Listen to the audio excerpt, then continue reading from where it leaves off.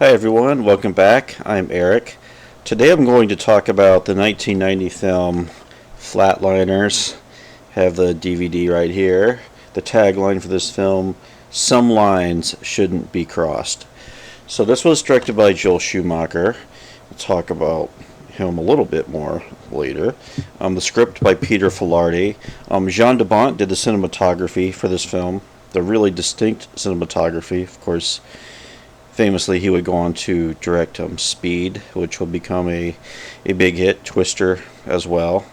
So and the cast for this film is one of those, almost like a Gen X touchstone of people in this cast. You have Kiefer Sutherland in the lead. You have Julia Roberts, her career was just starting to take off. There's Oliver Platt, who would go on to become a character actor, and Kevin Bacon, of course, is in here, and William Baldwin, of course, not Alec Baldwin, one of the Baldwin brothers, or the five principals.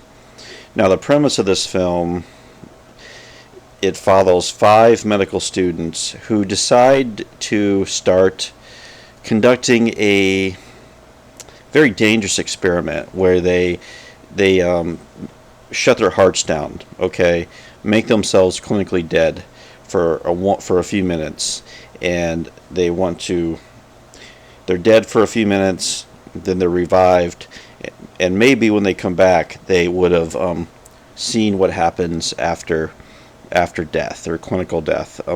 Now, Kiefer Sutherland is sort of the ringleader of this group, and when we first see him, the opening shot of the film, Joel Schumacher, of course, directed The Lost Boys, and it's a very Lost Boys shot at the beginning where Kiefer Sutherland, who was in that film, and he's it's at dawn, and he's looking very edgy and moody, smoking a cigarette with a big jacket, and he's just kind of staring at the Chicago skyline, and he says something like, "Well, maybe today is a good day to die." So there is this really a strong Gen X style, and I'll talk about that a little bit more in depth. So the whole idea of why these characters are doing this, and I should say at the start, like, this is a fantastical premise, of course, that no medical students would ever try such a thing. It's illegal, and for one thing. But the movie itself, it's shot in such a lot of Dutch angles, a lot of crooked angles, a lot of smoke, dry smoke in this film. The architecture is just crazy in this movie. It's filmed in Chicago, but it feels like we're in Gotham City or something. It's just a really, really interesting what this movie does with the way it films architecture of a modern city. So they want to cross this frontier to find out what lies beyond. Really, this film has more in common, a lot of roots in Gothic literature and even romantic literature, where you go back to Frankenstein, right? Frankenstein is all about immortality, and can you bring someone back from death, and so we're really getting into the realm of the Gothic and the fantastical, and the visual style of the film really emphasizes those themes. But there's also a romanticism to the characters. I mean, Kiefer Sutherland, but all of them are sort of like this idea of, if we have this extreme experience, maybe that we'll come out of it enlightened, and that we're not happy with just becoming medical doctors. Like, we want to really push the envelope of things, and really, he talks about, we want to make history with this, and who knows, we could change everything. So there is this sense of this real sense of searching for things that we come through the characters. And this film you could talk about so many other films, I think, in connection with this one. I mean, Altered States comes to mind. I was reading some contemporary reviews of Flatliners, and that film came up a lot, which came out in 1980, which in some ways is like the last, countercultural movie, which is about a scientist in isolation tanks and psychedelics and sort of looking for visions that might unlock mysteries of humanity in that way. This film is taking a kind of a different approach where it's actually trying to, as I said, shut the body down and see what happens.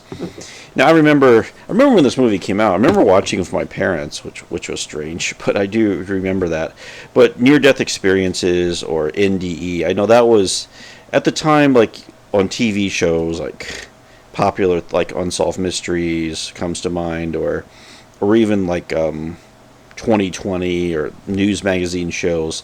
They would do stories about people who had these dramatic experiences. Maybe they had been clinically dead for some amount of time and came back with these stories of what they saw during that time. And they're, medical professionals, I know, take that seriously. And, there is a lot of interest in what people actually do experience when they are, quote unquote, have dead or clinically dead. And and there's, I know nothing at all about this. I know there's been some research on this about is there something that clicks in the brain? Is the brain going to such a state at that time where people have these very visceral visions? So there's just a lot of questions about this.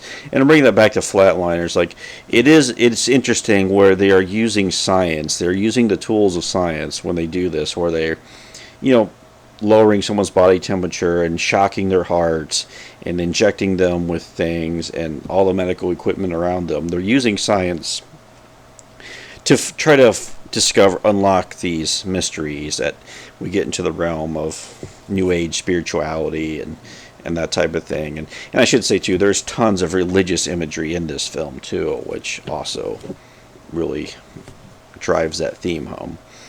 So, yeah, just the whole stylish vibe of it.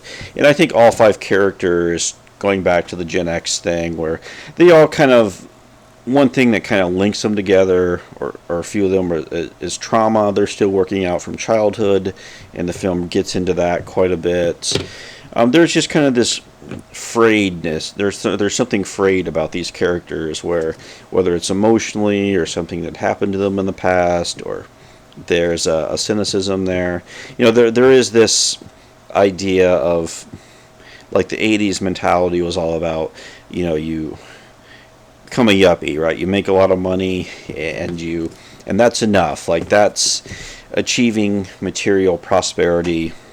That will bring you everything you want. And with the more Gen X mentality here we get in this film, it's more, well, that's not enough. Just being smart, being gifted, and all these things, that's not enough. Like, we need to discover more and really push the extremes further, which is something all 5 of the characters share together. So, that almost like a gothic idea of wanting to find forbidden knowledge and, using unnatural means, to do this. So it is. And even when they do the procedures of, stopping someone's heart and reviving them, and all those scenes are really well shot. They're really dramatic, and the lighting, and there's a real darkness and fascination to them. I mean, they're really well done, and those are probably the best parts of the movie. But they do start to take on, like, the connotation of a ritual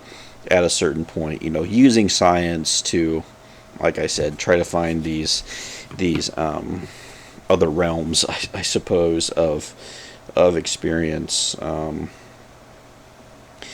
Yeah. So those are the science and the mysticism in the film is there.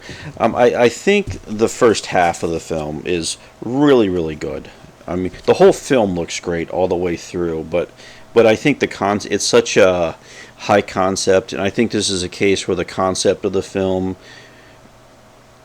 compensates for some of the weaknesses in the story, and the film loses a lot of energy in the second half when getting into spoilers here, what happens to these characters after they've experienced this brief time dead, I suppose, that things from their past start to show up, or traumas from their past, like the Kiefer Sutherland character is being chased around by this ghostly child, and we later learn why that's going on. Kevin Bacon is having visions of the schoolyard and this kid they used to pick on at his school that he took part in, that he carries a lot of guilt about the way he acted at the time.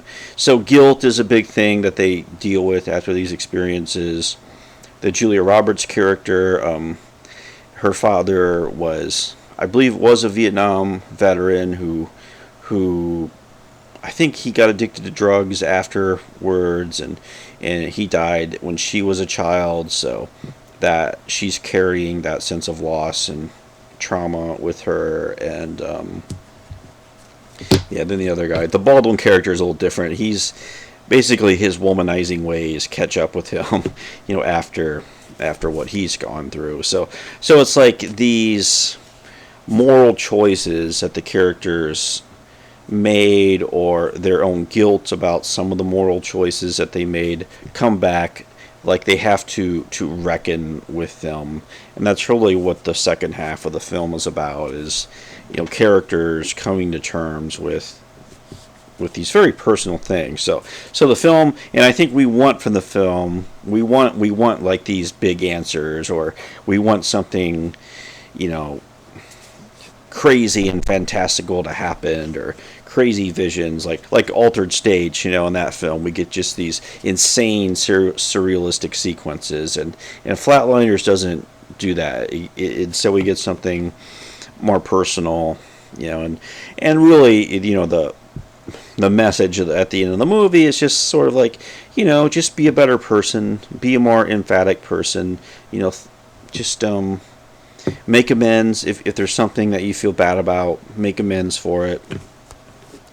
If you've been hurt, or if you've hurt somebody, just, it's best to deal with it rather than avoid it. So just it becomes more like a self-help type message, I suppose.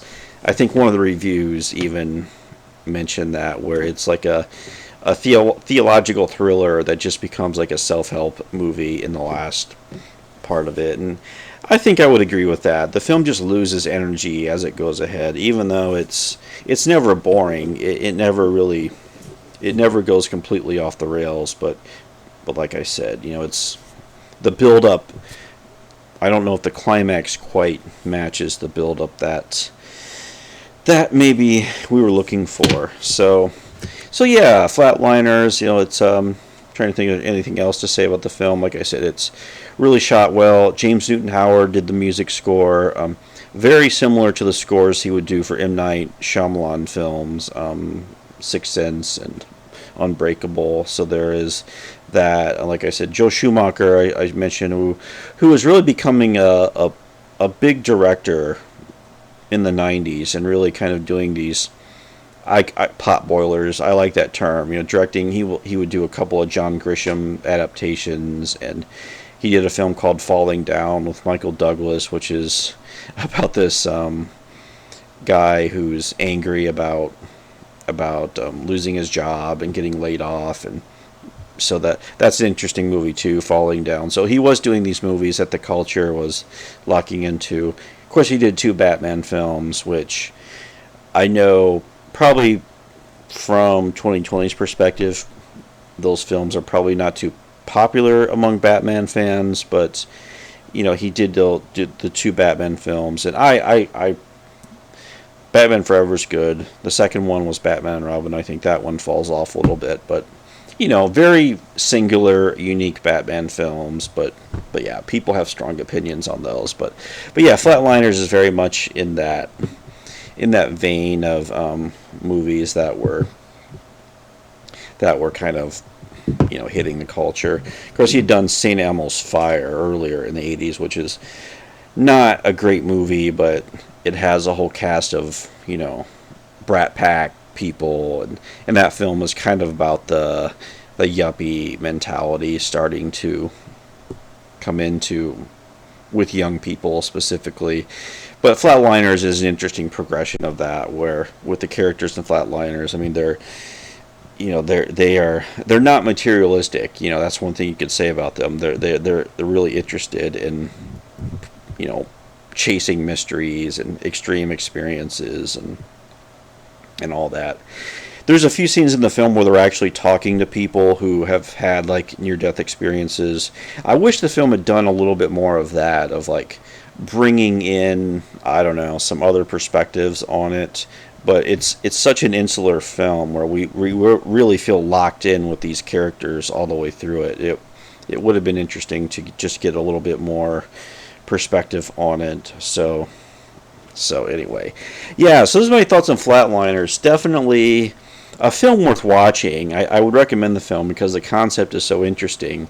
The execution of it, I think we could maybe debate that, but still, I think a really movie of its time, and visually, it's kind of a cool movie in that sense. So anyway, yeah. Thanks for watching, and I'll talk to you later. Have a good day. Bye.